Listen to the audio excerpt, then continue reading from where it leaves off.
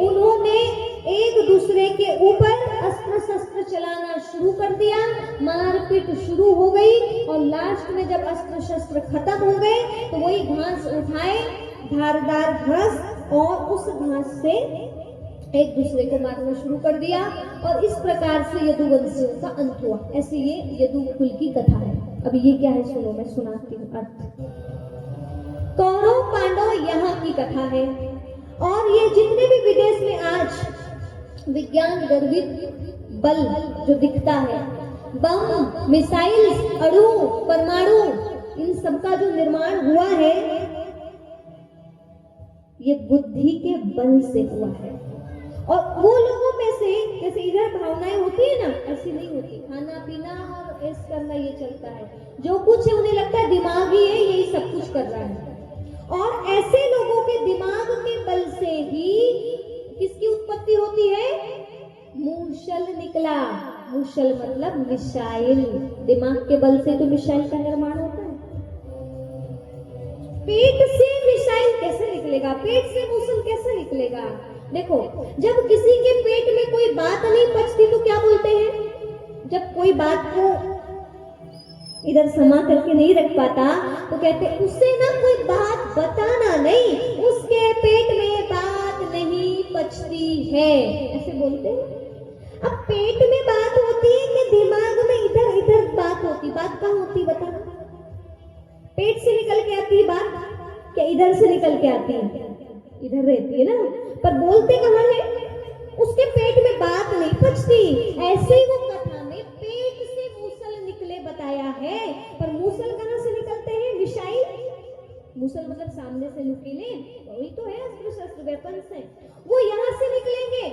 दिमाग से ही तो निर्माण हुआ है। आज इतने सारे हाइड्रोजन बम, इतने सारे न्यूक्लियर, इतनी सारी चीजें, अब क्या कह दो जी, बात नहीं पूछो। आज पता है आपको, हम जिस जगह पर बैठे हैं, आपको क्या लगता है बिल्कुल सेफ है?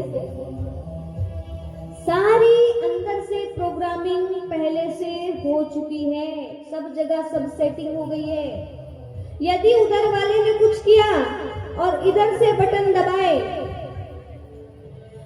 सब जगह सेटिंग है। एक बटन दबी, हाँ, 50 करोड़ की बिल्डिंग बनी जी, उड़ जाएगी। जिस तन का अभिमान है ना, बारूद के गोले के ऊपर बैठे हैं, यही समझो। ये इधर सब गड़बड़ चल रहा है अंदर। 1945 में बेबी बम हिरोशिमा नागासाकी जापान, जहां पर उसका विस्फोट हुआ था, तो आज भी उसका कुप्रभाव दिखाई देता है। आज भी वहां पर जैसे नॉर्मल वनस्पति उग जाए ऐसे नहीं होता, बंजर है जगह। आज भी अनुवांशिक रूप से संतानें विकलांग पैदा लेती हैं। 1945 बेबी बम, और आज तो जी उससे कई गुना, 1000 गुना ज्यादा पावर के, करोड़ गुना ज्यादा पावर के बम रेडी हो चुके हैं। क्या वो शोकेस के लिए है? क्या वे शोकेस के लिए है? नहीं ना। सुनिए, शंकर जी के हाथ में त्रिशूल देखा है, देखा है, और उनको दिखाया है विनाश के निमित्त। जब तीसरा नेत्र खुलेगा, जैसे त्रिशूल का अनुसंधान होगा, 3 प्रकार से इस संसार का परिवर्तन होना है। पहला कारण ग्रह युद्ध। ये पेड़ को देखो, ये पेड़ ऊपर तक गया, एक तरफ है ग्रह युद्ध, एक तरफ प्राकृतिक आपदाएं, और एक तरफ आणविक परमाणुविक अंतरराष्ट्रीय युद्ध। 3 प्रकार से इस संसार का परिवर्तन होना है। क्या ग्रह युद्ध शुरू नहीं हुए हैं? जोर से बोलो, पीछे वाले, ग्रह युद्ध शुरू नहीं हुए हैं? आज जाके देखना कोर्ट में कैसे केसेस मिलेंगे, पति पत्नी। और इस साल की घटनाएं तो ओवर हो गई ना, कैसी हुई पता है? न्यूज नहीं देखते? शादी हुई, पत्नी ने पति के खत्म करवा दिया, ड्रम के अंदर रखवा दिया, टुकड़े करा दिया, गड्ढे के अंदर डलवा दिया, टाइल्स के अंदर सेट करवा दिया। अब आप सोचो, सही है? माँ बच्चे के बीच के संबंध बिगड़ गए, बाप बेटे के बीच के संबंध बिगड़ गए, पति पत्नी की तो भयंकर मची है जी, बहुत ही खतरनाक हालत है। आज जनसंख्या की दृष्टि से भारत जो पहले कभी दूसरा स्थान लेता था, आज कितनी जनसंख्या बढ़ गई है? भयंकर। अब आप बताओ, इतनी जनसंख्या बढ़ी है तो क्या समझ आएगी? ऐसी हालत रहेगी तो क्या होगा? इसीलिए इसका पुनः इसको प्रॉपर अपनी जगह पे आना आवश्यक हो गया है। एक बात और बताते हैं, ग्रह, नक्षत्र, आकाश गंगाएं, ये सब अपनी अपनी पोजीशन चेंज कर रहे हैं। इनको देख करके साइंटिस्ट सोच रहे हैं कि ऐसा क्यों हो रहा है। पृथ्वी अपनी स्थिति चेंज कर रही है, तो 23.5 डिग्री सेल्सियस पे झुकी हुई है ना, वो प्रॉपर सीधे पे आने की कोशिश कर रही है। इसलिए ये सर्दी हर साल बढ़ रही है, गर्मी हर साल बढ़ रही है, ग्लेशियर वगैरह सब पिघल रहे हैं। कुछ कारण तो हमारी वृद्धि है, कुछ कारण पृथ्वी अपने आप स्थिति अपनी बदल रही है, वो अपनी प्रॉपर ओरिजिनल पोजीशन ले रही है। इसमें कोई रोक नहीं सकता, इसमें किसी का कोई बल चलने वाला नहीं है। जो आप कहते हैं ना सरकार ये करेगी तो देश बढ़ जाएगा, उधर तो उंगली मत उठाना। ना सरकार कुछ कर सकती, ना आप कुछ कर सकते। आप बताओ, यदि यहाँ पे तेज भूकंप आएगा या पूरे के पूरे देश भर आ जाएगा तो क्या कोई कुछ कर पाएगा? कोई बचेगा ही नहीं, तो कौन किसके लिए क्या करेगा? इसलिए खुद की सुरक्षा तो क्या शरीर की सुरक्षा, इसको तो जब जाना है तब जाएगा, लेकिन आत्मा की सुरक्षा तो कर सकते हैं, आत्मबल तो इकट्ठा कर सकते हैं ताकि डर ना लगे, ताकि मृत्यु भी ऐसी माखन से बाल जैसे हो जाए, समझ में ही ना आए, कष्ट ना हो। इतना तो प्रयास हम लोग कर सकते हैं या नहीं? बोलो। ग्रह युद्ध बढ़ रहे हैं, पहली स्थिति त्रिशूल का पहला सूल, दूसरा प्राकृतिक आपदाएं बढ़ रही हैं, बढ़ी दूसरा सूल, तीसरा अंतरराष्ट्रीय युद्ध चल रहे हैं इधर उधर चुटपुट। और जिस दिन बड़ा रूप हुआ तो फिर देखना क्या होगा। अभी लास्ट टाइम भारत पाकिस्तान का थोड़ा शुरू हुआ था, चारों तरफ कैसी दहशत मची थी ना, कि रातों रात इधर से उधर वो पहुंचा रहे, उधर से इधर ये चल रहा है। मतलब माहौल बहुत ज्यादा टाइट हो चुका था, सबको डर लग रहा था, न्यूज में चलने लगा था अपनी सुरक्षा ऐसे करें, यदि बमबारी होगी तो अपने आप को ऐसे बचाया जाए। मतलब उस समय भी डर की हालत हो गई थी। और यदि ये बड़ा रूप लेगा तो कुछ बचने वाला नहीं है। तो अभी तो ये छोटे छोटे क्या हो रहे हैं जी, ये क्या हो रहे हैं? ये छोटे छोटे अभी तैयारियां चल रही हैं, लेकिन अब समय बहुत नजदीक आ चुका है। कभी भी किसी भी समय बताकर नहीं होगा, कोरोना बताकर नहीं आया था पर आया था। ऐसे इस संसार का परिवर्तन पहले भी हुआ है और अब भी होना है, क्योंकि अब ये संसार की हालत बहुत ज्यादा जर्जर हो चुकी है। घर यदि बहुत पुराना हो जाता है तो मकान मालिक क्या करता है? बोलो, उस घर को चेंज करेगा ना, नया बनवाएगा ना। तो ऐसे इस सृष्टि का मालिक कौन? परम पिता परमात्मा।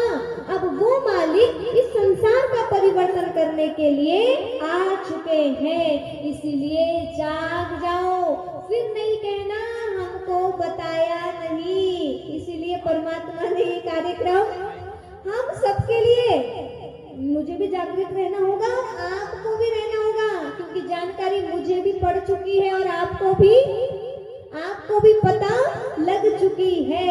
अब पता होने के बाद भी नहीं करोगे तो अब आप जानो, भगवान कहेंगे हमने संदेश पहुंचा दिया था कि अब अंतकाल चल रहा है, बुद्धि खाने पीने से, ओढ़ने बिछाने से थोड़ी हटाओ और ज्ञान अध्यात्म की तरफ जोड़ लो।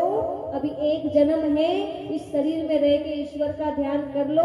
पता नहीं कब छूटेगा, और छूट गया तो छोटे से बच्चे से 5 साल तक तो कोई ज्ञान ले ही नहीं पाओगे, फिर ऐसे 5 साल खत्म हो जाएंगे। इसलिए अभी से, आज से जागृत हो जाइए और परमात्मा की शरण को अपना लीजिए। ठीक है, तो हो गया, पूरा कर दे, पूरा कर दे। कान लगाना बजने लगा है, अपनी तैयारी आप लोग अब खुद करने की तैयारी रख लीजिए। अब देखो, हमें कहीं जाना होता है कुछ दिन के लिए, तो हम क्या करते हैं, अपनी बैग पैकिंग करते हैं, नहीं करते? 4 दिन के लिए भी आपको किसी के यहाँ शादी में जाना है तो पैकिंग करते हो ना, उसकी तैयारी करते हो, नहीं करते हो? अब हमको भगवान के घर जाना है तो उसकी तैयारी करनी पड़ेगी, नहीं करनी पड़ेगी? बोलो, करनी पड़ेगी। भगवान के घर जाने की तैयारी हो गई? कैसे जाओगे? वो बोलेगा मैंने तुमको ऐसे ऐसी चीजें गुण देकर भेजा था, मेरे जैसे बनाकर भेजा था, तुम आज पूरे अशुद्ध होकर आए हो, तो आपको तो फिर गड़बड़ लगेगा। भगवान के सामने जाओ तो आंख झुकानी ना पड़े, आंख ऐसे ना ऊपर करके देख सको। इतना तो अच्छा कर्म करके जाओ ताकि भगवान भी आपको शाबाशी दे, वाह मेरे बच्चे, तूने धरती में जाकर के कुछ तो ढंग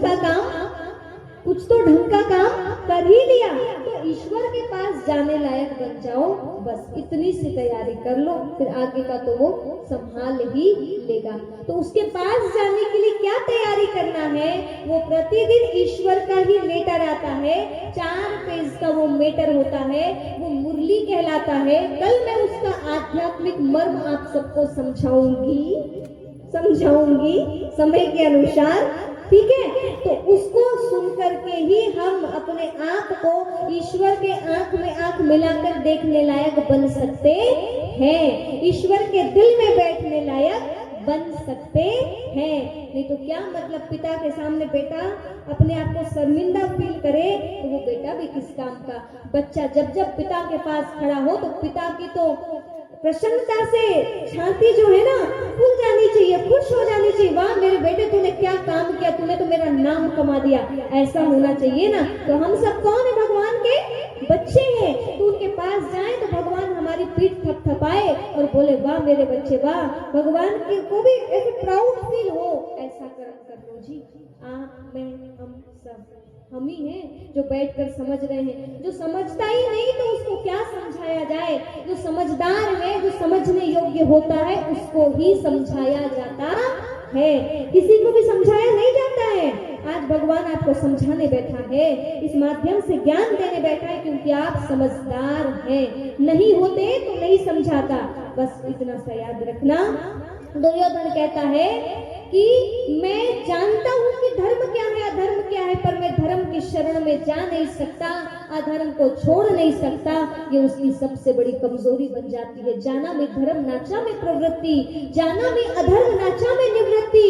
केने अपनी देवेन हृदय स्थितेन यथा नियुक्त अस्मि तथा करोमि। दुर्योधन कहता है मुझे ऐसा लगता है कि मेरे अंदर कोई बैठा है जो मुझे ना गलत काम करने के लिए प्रेरित करता है, ऐसे बोल रहा है। अपने अंदर भी तो नहीं बैठा है, देख लो, अपने अंदर भी कोई ऐसा दानव तो नहीं बैठा है जो अपने को गलत काम करने के लिए प्रेरित करता है, क्रोध करने के लिए, चोरी करने के लिए, ईर्ष्या करने के लिए, निंदा करने के लिए, दूसरों को दुख देने के लिए। यदि करता है तो आज ही भगवान की शरण में आओ, क्योंकि पांडवों में कोई ऐसी बहुत बड़ी विशेषता नहीं थी, ये भी कौरवों के ही भाई थे, लेकिन एक तो उन्होंने अच्छा काम किया, भगवान की शरण ले लिया, और कौरवों ने भगवान की शरण नहीं लिया। तो आओ आज हम आप सबका आह्वान करते हैं, ईश्वर की शरण में आ जाओ, क्योंकि ऐसा मौका दोबारा नहीं आएगा। ठीक है, तो अब बहाने नहीं करना, हमारे पास टाइम नहीं है, हमारे पास फुर्सत नहीं है। हाँ, जिस दिन जाने का टाइम आएगा, यमराज सामने खड़ा होगा तो बोलोगे यमराज जी थोड़ा 10 मिनट रुकना, बेटी को स्कूल पहुंचा के आते हैं, थोड़ा फोन में बात कर लेते हैं, बच्चे की शादी हुई है, थोड़ा बहू का चेहरा देख लेते हैं, थोड़ी देर पोता को खिला देते हैं, ऐसे बोलोगे तो क्या धर्मराज यमराज आपके लिए रुकेगा? बोलो नहीं ना।